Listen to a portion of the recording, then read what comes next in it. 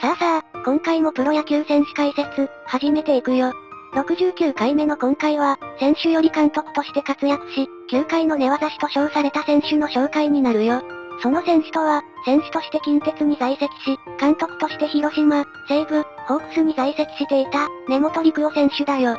それじゃあ早速、解説始めていくよ。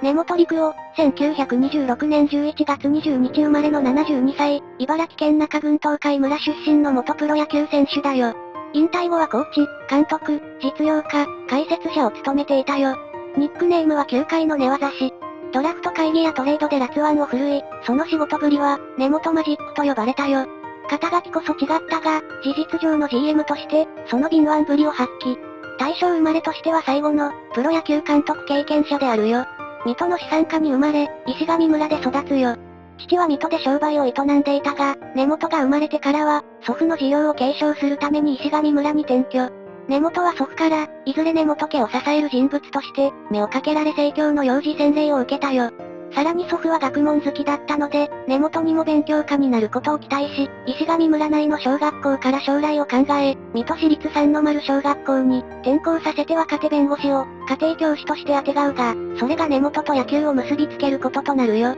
この弁護士が大変な野球好きで、二人で城跡でキャッチボールをしたり、中東野球や東京六大学野球の話を、よく根本に聞かせたよ。また、帰宅後に根本は、当時地方では珍しかった、コンクリート2階建ての実家の壁に、ボールをぶつけて一人でも楽しんだため、このことによって、病弱であった根本が頑健な青年となったそうだよ。小学校卒業後は、旧制茨城中学校に進学するも、放校処分となって旧制日大三中に転校。そこで恩師、藤田監督に出会い、関根と共に指導を受けたよ。終戦後は、旧制日本大学余暇で野球を再開し、タミヤとバッテリーを組むよ。東都大学野球リーグでは、1946年春季で2位に入り、自身は首位打者を獲得するなど活躍したが、一時立教大学にも、入っていたことが発覚して、出場停止処分が下されたよ。この、入っていたというのが、立教に入学してプレイしたのか、単に野球部のセレクションを受けた程度だったのか、真相は不明だよ。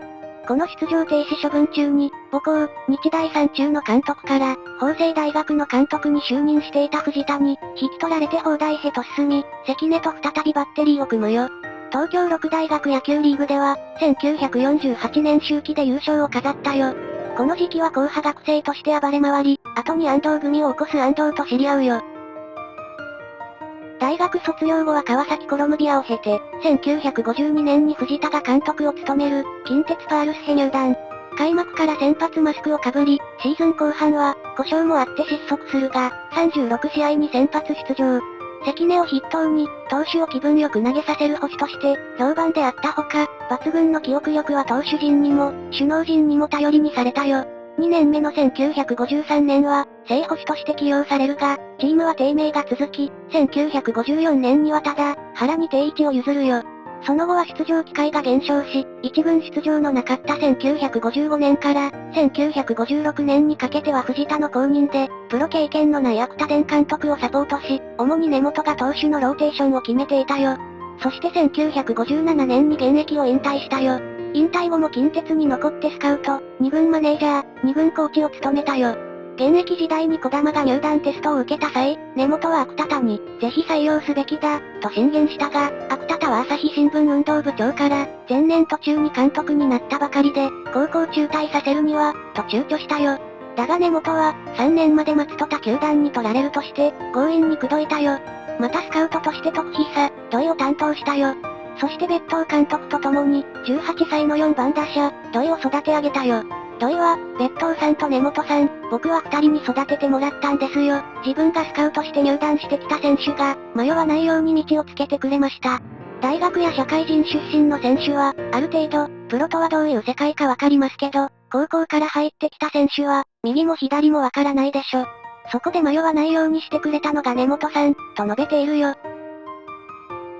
対談後は近鉄の佐伯オーナーから、今後について尋ねられ、スカウト時代から友人を通じて、顧問格になっていた鉄鋼を扱う会社に、転職しようと告げていたよ。しかし、日大野球部での停止処分中に、母校日大三中で監督を務めたが、その教え子の中に後に、ヤクルト球団参与を務める村上がいたよ。村上の父は、閣僚経験者でもある村上勇であり、その勇に見込まれた根本は、産経新聞社長の、水野と親交を結んだよ。さらに水野の友人である、東洋工業の松田に紹介されたよ。この松田は根本の恩師、藤田の幼馴染であり、藤田の推薦と、各財界人の後押しによって、1967年、広島カープの長谷川が監督を務める同球団コーチに就任。1968年、チームは広島東洋カープとして、運営形態が変更されることになり、根本はその新体制で監督に就任。オーナーの松田から、シーズン全敗でも構わないから、チームの基礎作りをと要望されるよ。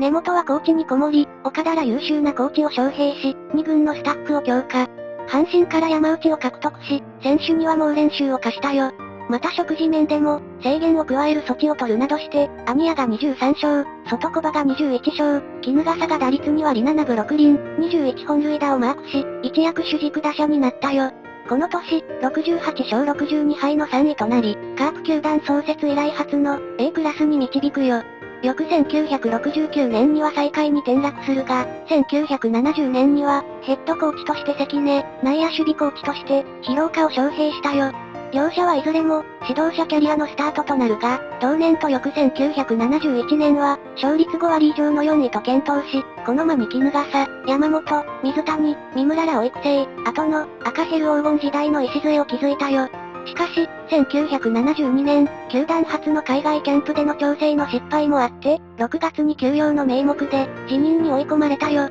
退団後もチーム作りで、広島の球団オーナーの相談に乗っているよ。山本は広島の監督に就任した、1988年秋のキャンプで、胃から汗が出ると、達川が音を上げたほどの猛練習を行ったよ。前年リーグ最下位だった、チーム打率2割4分4厘が、リーグ1位の2割7分1厘とリーグトップになり、俺が厳しくやったのも、根本さんに厳しく鍛えられ、後になって、よかったと思ったから、いいものを受けて、次にいい形で渡す。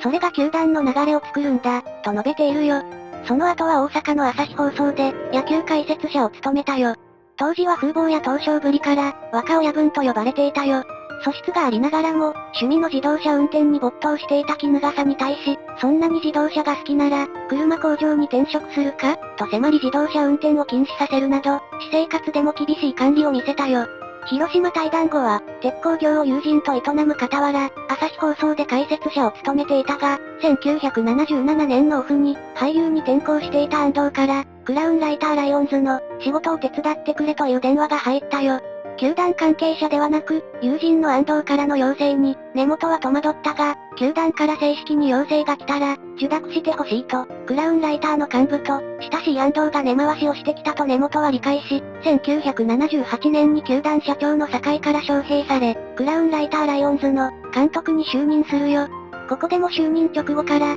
選手に猛練習を課し、低迷するチームの立て直しを図ろうとし、就任期間中には真由美、立花がレギュラーに定着したよ。2年連続最下位のチームを率いたが、5位に終わっているよ。同年シーズン終了後に、国土計画の、堤社長が球団を買収し、球団名が西武ライオンズに変更されるよ。根本はそのまま、監督として球団に残留、新生西武ライオンズ初代監督となるよ。西武監督時代は、球団管理部長も兼任して、フロントの責任職に就任し、西武球団代表の堺、球団スカウト部長の浦田らと共に、チーム作りを急速に進めていったよ。新生西武の1978年のドラフト会議で、森重を1位に指名。巨人とドラフト外で、松沼博久、正幸の松沼兄弟の争奪戦を制して、獲得に成功。そして阪神から田淵、古沢を、ロッテから山崎をトレードで獲得。さらにロッテを自由契約となった野村克也も獲得。1979年の春季キャンプは、アメリカのフロリダで、2ヶ月近くにわたって実施するよ。戦術の戦力補強ぶりから、戦前の西武の評価はまずまずだったが、開幕から12連敗を記録し、結局1979年は最下位に終わるよ。そして飯田、別当に次いで、史上3人目の、両リーグ最下位監督となったよ。しかし、補強の成果は着実に現れており、翌1980年の、後期ペナントレースでは近鉄、ロッテ、日本ハムと優勝争いを演じ話題となるよ。1980年のドラフト会議で石毛、岡村、杉本、阿部の4名を指名し獲得。ドラフト外で秋山を、巨人党との争奪戦の末に獲得に成功。そして、当時熊本工業高校の、定時制に通学していた伊藤を、所沢高等学校に転校させ、西武の練習生としたよ。翌年のドラフト会議で、西武は伊藤を1位指名したほか、プロ入りを拒否して、社会人野球、熊谷組への入社が内定していた、名古屋電気工の工藤を6位で指名し、説得の末入団にこぎつけたよ。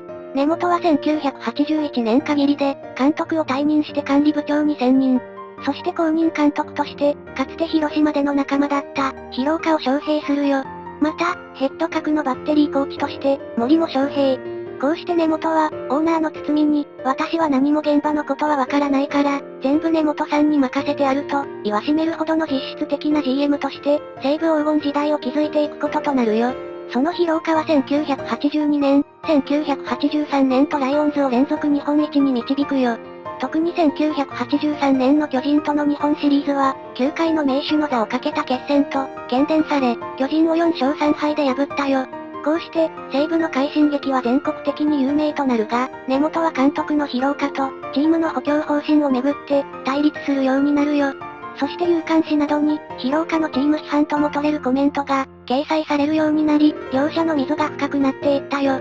1984年は3位に終わるが、翌1985年は再びリーグ優勝。しかし日本シリーズは阪神に2勝4敗で敗れたよ。シリーズ終了後、廣岡は健康面での不安を理由に辞任するよ。廣岡の後任には、オーナーの堤は後任監督に、田淵を望んでいたが根本が、今の西武は人気監督を据えるより、半永久的に優勝争いができる、しっかりとした球団作りが大事。勝てる野球ができる人で、加えて西武の流れを熟知している人。それでいて廣岡野球の、次の段階に進めることのできる人、という理由で、1984年にコーチを辞任していた、森が監督に就任したよ。1985年のドラフト会議では、最大の目玉だった、清原を根本自身がくじを引き当て、1位指名に成功。清原はこの後4番打者として活躍。森は、1986年から1994年までの間で、リーグ優勝を逃したのが1989年のみ、6度の日本一に輝くなど、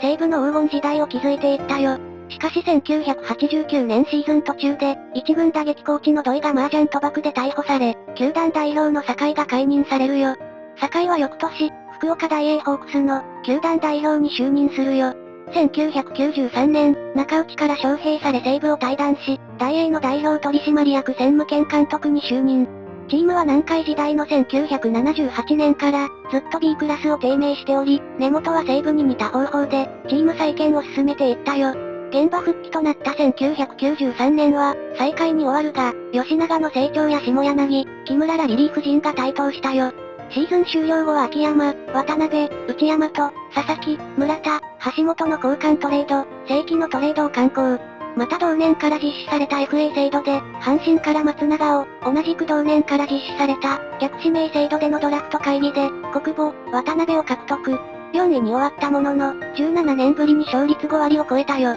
そして1994年限りで、監督を退任して専務に専念。大英の公認監督として王を招聘したよ。ドラフトでは駒沢大学進学が内定していた、城島を獲得し、西武のエース投手であった、工藤を FA で獲得。西武監督就任が確実視されていた、石毛も獲得するなど、寝技しぶりを存分に発揮したよ。12年ぶりの現場返り咲きとなった、大英監督時代は、往年の若親分と呼ばれた、熱血ぶりは影を潜め、風貌も寝技師の異名に、そぐわない雰囲気で、マウンドに行く途中に、足がもつれてつまずくシーンが、テレビの、プロ野球珍プレイ好プレイ大賞などで、放映されるなどしていたが、それでも時には、激しく抗議し退場処分を受けたこともあったよ。また西武時代は、廣岡や森といった、管理野球の信奉者を、監督に据えていたにもかかわらず、2番に風山本を起用したり、藤本をセカンドで起用するなど、大胆な采配を時として行い、秋山によると、あまり細かいサインは出さなかったそうだよ。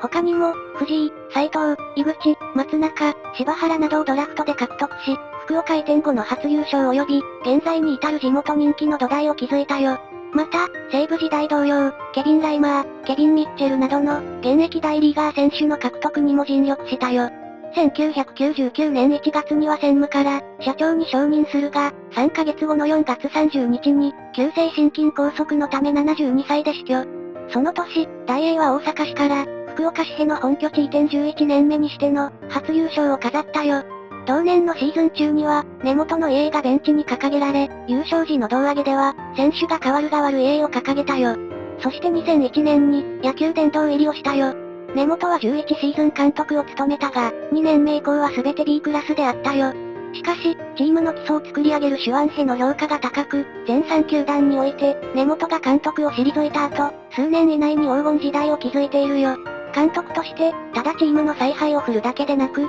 自ら球団経営、チーム編成にも関わり、西武時代からは、編成の最高責任者として活躍したよ。